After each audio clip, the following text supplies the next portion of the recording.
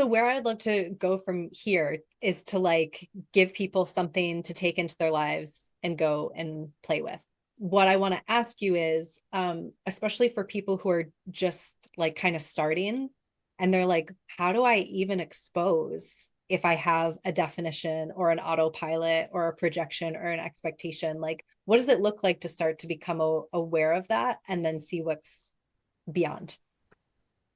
Well, if I caught someone brand spanking new to asking questions, the first thing I would do is pull them aside and be like, most people use these tools to look for their wrongness. You don't have to.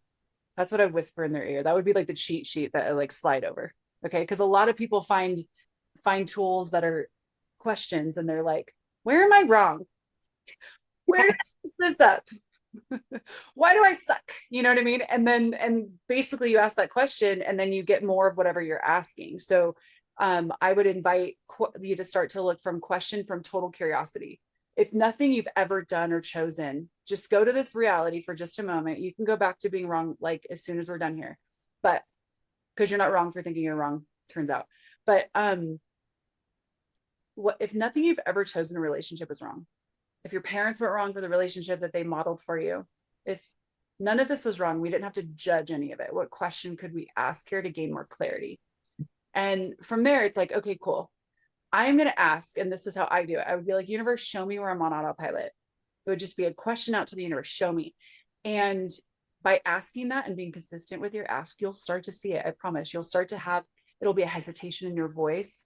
You'll actually perceive before the like rage gets to here, you'll perceive it when it's here before it's actually taken over. Like, oh, I'm about to explode, right? And you go, oh, this is the moment where I can choose something different. And to choose something different might just be counting to 10 before you explode. And that's fine. Maybe you still need to explode, but you counted to 10, you slowed it down. Okay. It might be walking to the other room. For me, oftentimes because I truly know that that question is an algorithm interrupt, like the algorithm of argument or upset. There's a rhythm to it that has an energy to it. And if we can break the algorithm, then we can change the energy and get to a new possibility. And so I 100% use the tool that if someone's coming at me really intense or there's an emotion going on, or even if my kids are fighting, I'll walk in and ask the most random question that is relating to nothing going on. So I know one time I shouted at my husband. He was coming at me about something he was upset about. And I was like, hey, but first, what's your favorite dessert? And he was like, what?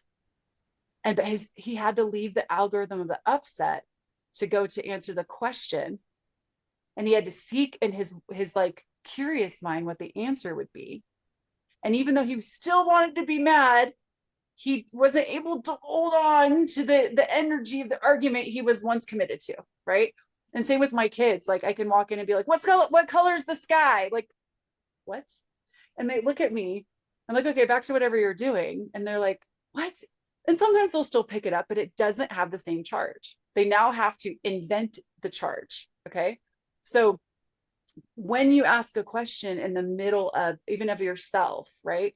In the middle of an upset or the middle of a frustration or a reaction, you will break the question in and of itself as an algorithm interrupt. You will break what's going on.